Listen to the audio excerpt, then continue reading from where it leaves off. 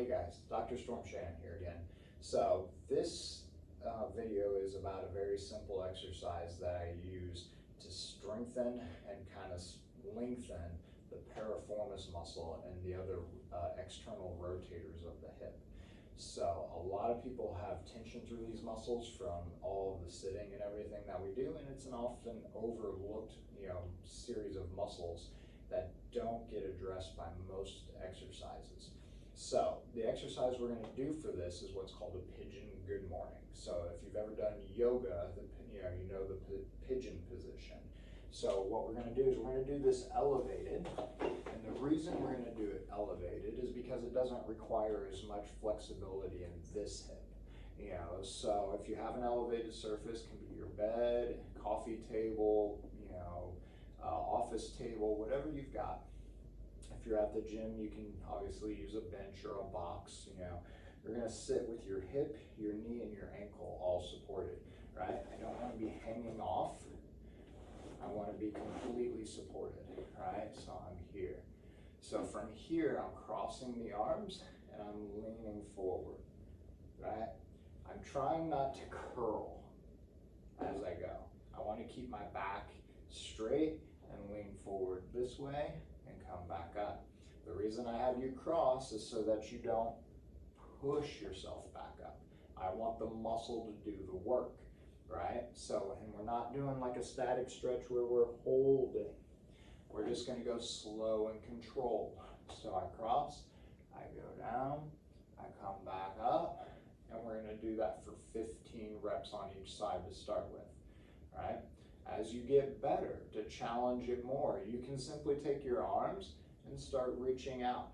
The further your arms are out away from you, the more the lever arm is, the more pressure it puts on that muscle. So you can simply advance it that way to begin with. Then you can graduate to holding a small weight, and then you can do the same thing with the weight, and then you can gradually build it that way as well. If you do not have an elevated surface, you can do this on the floor, but it does require more flexibility of this hip. So if I were to do it on the floor, I have to be able to get into more of this type of position to be able to do it, right? So you can modify it a little bit by getting into like an S shape, like this, if you don't have that flexibility, but it's not quite the same, right? So if you have an elevated surface, that works the best. Now, if you just can't do it from this position at all, the way we can regress this exercise is to simply have you sitting, cross the foot over, and you're going to support your knee. So, if we just lean forward and lean towards pushing our ankle towards our face, it does put stress on the outside of your knee. That's the nice thing with the elevated surfaces is it's protecting our knee for us. But if your knee is just hanging here in space, then I need to hold the bottom side of my knee to protect my knee. And now I'm leaning forward and coming back up, all right? So I can do it from here as well.